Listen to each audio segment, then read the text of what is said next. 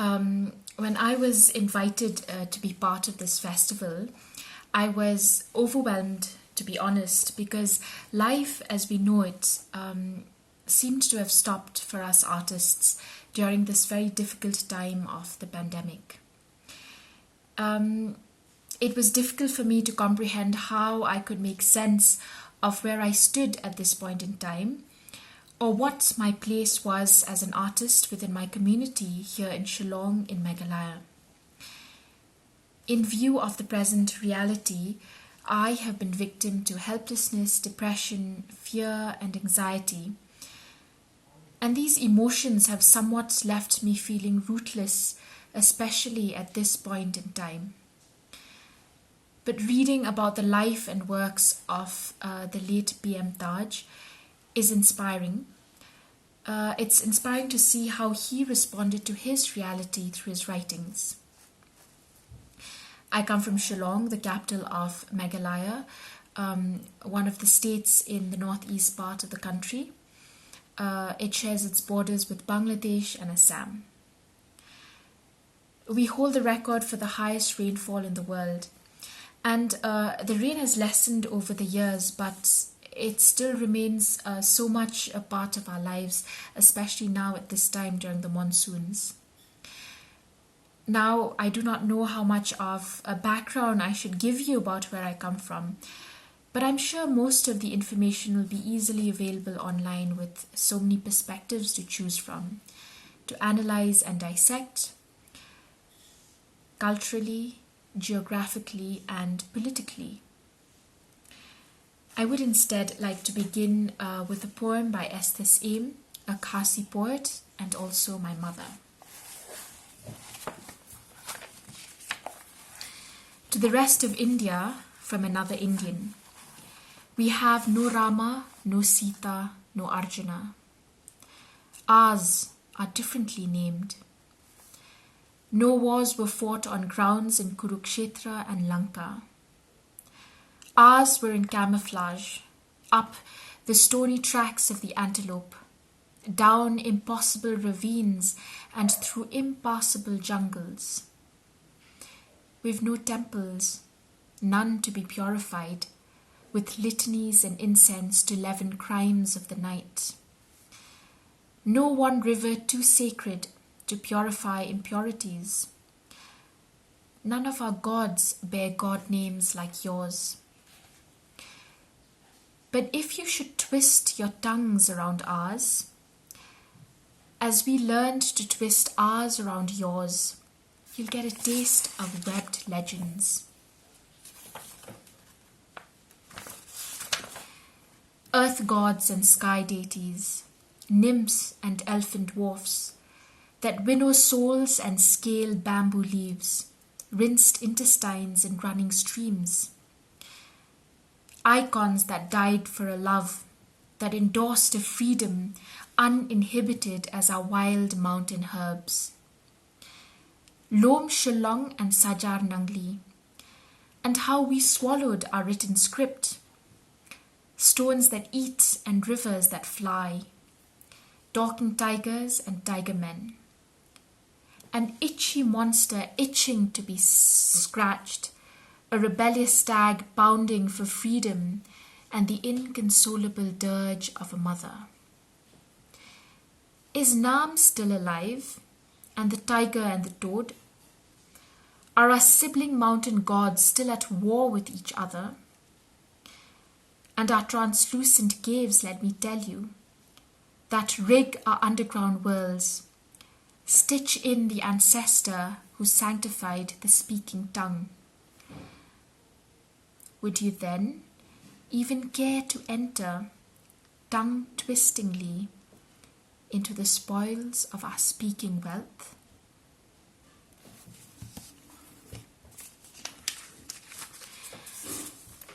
I belong to the matrilineal tribe of the Khasis in Meghalaya. Our lineage is traced through the female line, and the youngest daughter is the custodian of ancestral values and family property.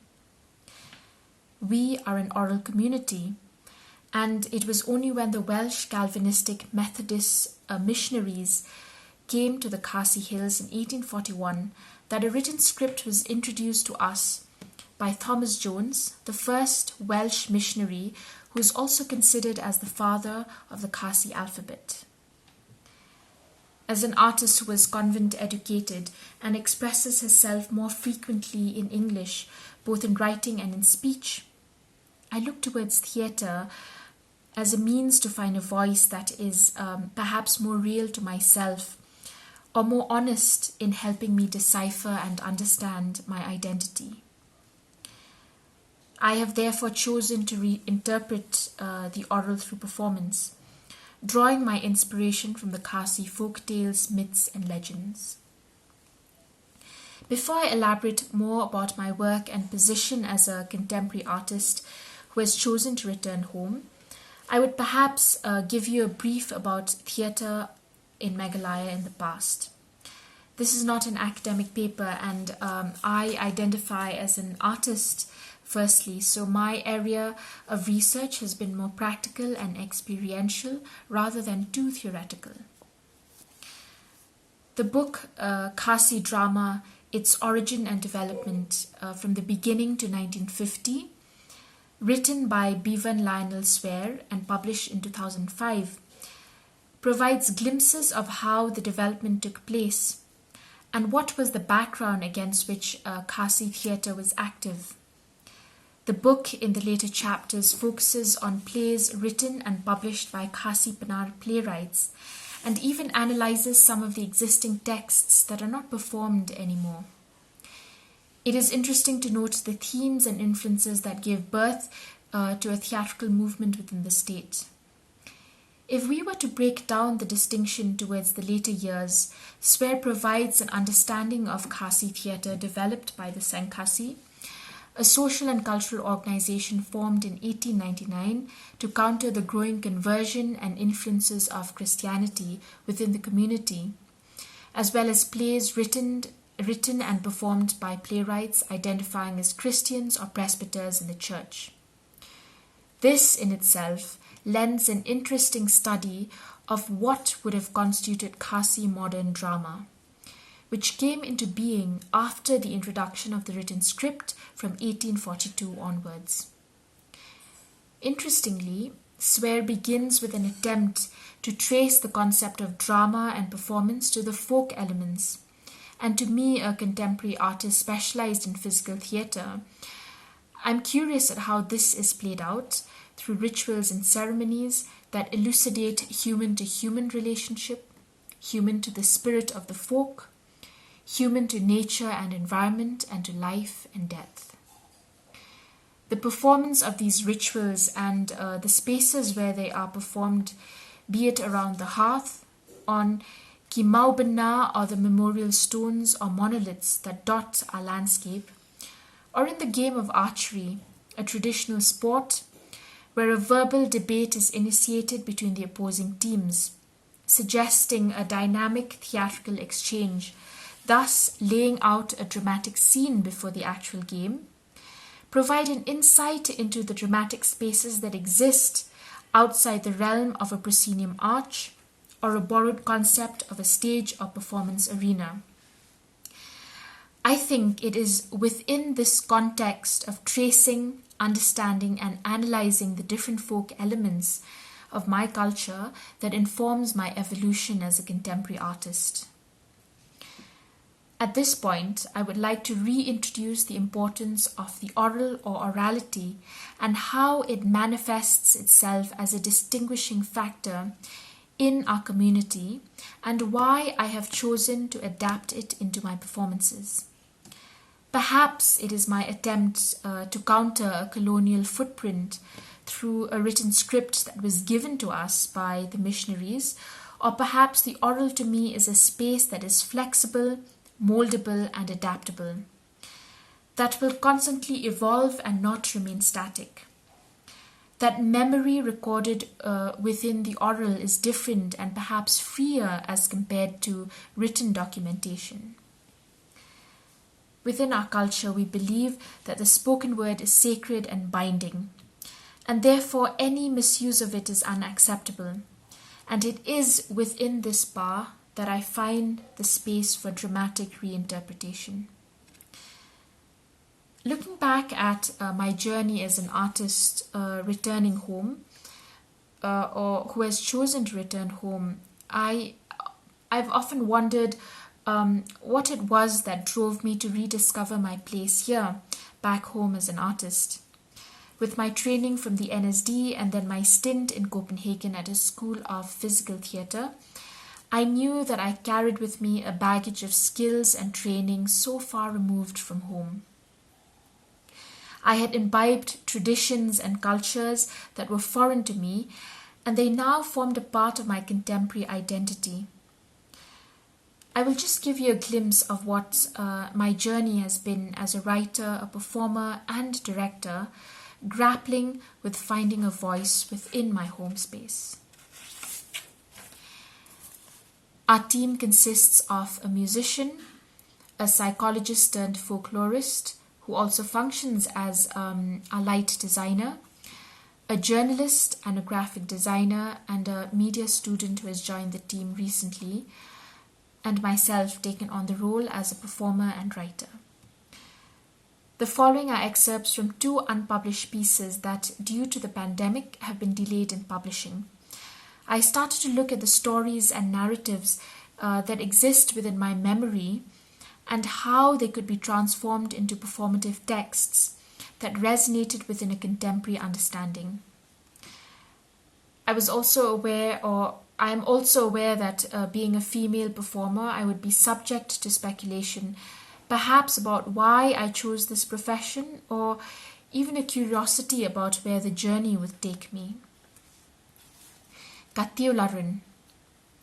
Back in 2013, straight out of drama school, a group of us, 5 young graduates of the National School of Drama, New Delhi, went to Shillong. We'd been invited to perform at the Monolith Festival held for the first time at Moplang, a village that is a few kilometers away from Shillong. The main space that had been designed for the festival was a huge amphitheatre that would house many different types of events, from folk music to folk dances to rock concerts, and a play Tiew, that no one had any idea about how it would look like. The amphitheatre was a beautiful space, a natural green space with arrangement for seating all around. We were told that kidong musa or fire torches would be placed around the area and they would be lit in the night. It seemed like the ideal spot where culture, tradition and entertainment would merge together to ignite a feeling of cultural unity amongst the inhabitants of the state and especially the tourists. Tiew is a story that in a way reaffirms the matrilineal structure of the Khasi community. Through the tale of 2 orphan siblings, it traverses into a mythological legend of a snake, a poisonous flower, and a brother who renounces the world and decides to live as a hermit for the rest of his days when he thinks that his only sister is dead, the sole carrier of their lineage. The sister is warned time and often to stay safe and not venture into unknown territory that would cause her harm. She was, after all, the one from whom the clan would continue to survive into the future generations. Kano Kalikai. As a child, I would remember Kano Kalikai's gruesome tale of death and betrayal, and would watch the waterfall emerging from the hills of Sora in awe, mesmerized by its capacity to carry with it this story for generations. As I retell the story, I realize that perhaps we have forgotten to give voice to Likai. The immensity of her tragedy overshadowed her own story as a woman, struggling to lead a normal life within the confines of her society. Perhaps our focus on the tragedy leaves us ignorant of the human condition and the daily struggles that led to the final outcome of her jumping down the waterfall and taking her own life. When Kalikai was first performed in 2016 to an audience, it was in a house that would later become a cafe and a homestay. The other venues where it was performed was at Dylan's Cafe, an already established cafe and restaurant within the city, and for a Cultures of Peace festival organized by Zubaan in Guwahati. A Being Human, Human Beings was a piece conceptualized in 2017.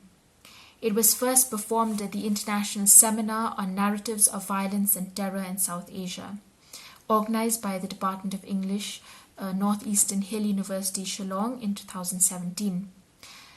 This performance questioned the ideas of space, privilege, displacement, and abuse. It also looked into artificial intelligence being the new norm in the present future.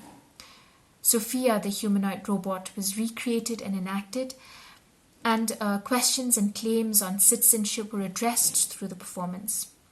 The grotesque or the buffoonish character was used as the commentator who would serve to break the wall between the spectator and the story. This piece was also performed at the India International Centre in New Delhi and in the auditorium of a high school here in Shillong. Reaching out to grasp roots, I stand uprooted, is a devised piece first performed at the Evening Club Shillong as part of Poets Translating Poets organized by the Goethe Institut, Max Mueller Bhavan in January 2019. The piece was developed as poetry in performance, adapted from 4 poems by Esther Aim. Kshat Dantlen, Just One More Field, My Child, and Welcome to Jantia Hills. The performance addresses the tragic incident of coal miners being trapped inside the Sun mine in Meghalaya. The piece uses 2 folk tales to portray the corrupt and inhuman ways in which coal mining practices are carried out in the Khasi and Jantia Hills. It also brings to light the present-day scenario of the changing geographical and economic landscape of these hills, with the establishment of limestone and cement factories and the inability to put an end to rat hole mining or even to devise more humane methods of mining. The piece uses a physical representation of Uthlen, identified as a mythological demonic serpent, and shows the child slowly being swallowed by a rock as it cries out to his mother for help. The mother, oblivious to her child's cries, becomes too consumed with completing her daily task of ploughing the fields. The piece was also performed at the Khasi National Darbar Hall, a community centre where religious meetings, weddings, cultural events took place. What is interesting about these community halls is that they exist as public spaces within each locality, spaces that are accessible to everyone. They do not have one particular function. For example, as say our state auditorium, which has been designed complete with a proscenium stage and a gallery. In my journey as a performer, I look out for such spaces that already exist and are functional within the community itself. Spaces where the audience feel belong to them and made for them. These spaces also carry with them a history and connection to the places upon which they stand. The Welsh and Khasi Cultural Dialogues is a practice as research project funded by the Leverhulme Trust, a collaboration with Professor Lisa Lewis from the University of South Wales and a team of actors, musicians and researchers from Wales and Meghalaya. One of the outcomes of this project was a theatre piece entitled Performing Journeys. We re-examined the relationship and cultural connection that the Welsh shared with the Khasis. Going back to the colonial history and trans-cultural relationship, this project was an in-depth work of performing the archive of documents collected and maintained by the Welsh missionaries, the oral recollection and memory from the Khasis, and bringing us the present dialogue of understanding this linked history. The performance toured India and Wales.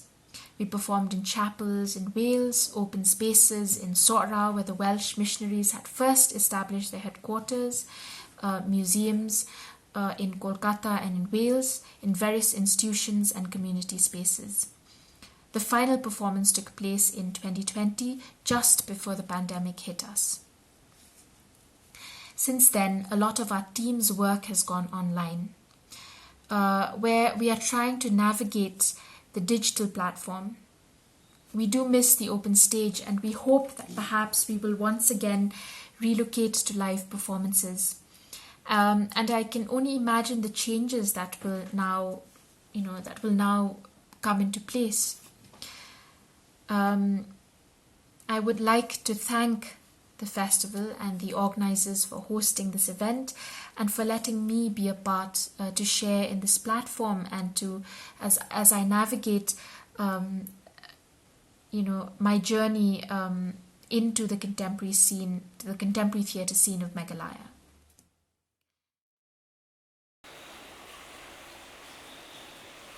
I woke up one night to the rain and the storm.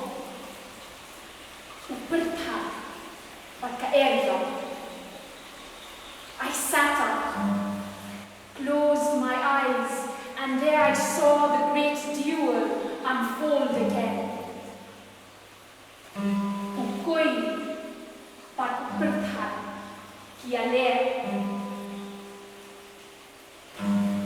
It is a strange battle because Fukui keeps shitting on one spot. He shits. He shits. He shits.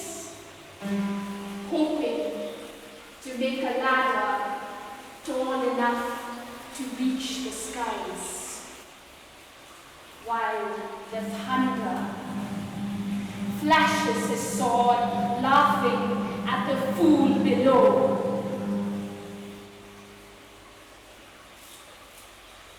Hey, Pierpun. It seems like we're lost. Lost in a small frame. We're caught in a cycle, swirling round and round and round and round in our own fears. We talk of freedom. Freedom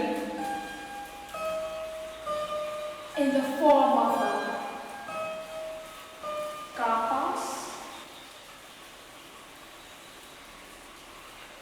But some of us prefer to walk. I like to walk. I walk, yard, walk, yard, walk, yard, yard, yard, yard. I walk till my slippers, my rubber slippers, become one with the road, burning, hot, tar, scorching my feet. I walk, I walk, I walk, hoping to walk up a ladder. Lapdiang yok hishu betikno haka etla jom.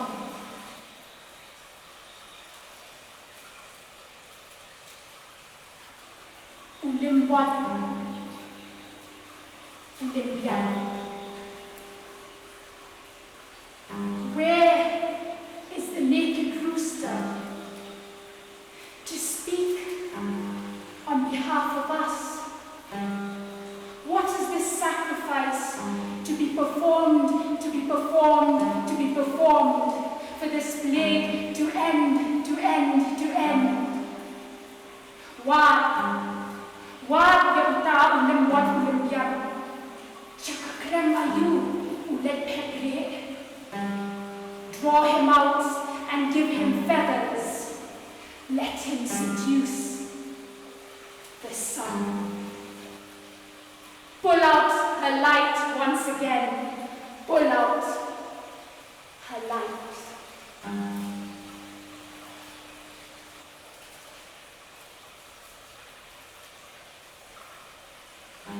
Tang ba mami ki khôn bật liễu. Wilayah Kelet, wilayah Kelet, wilayah Kelet. Kaya kata na jing ngolian. What is Shillong?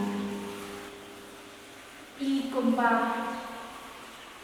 wilayah Petno, yala ki jom. We're all just washing it off. Just washing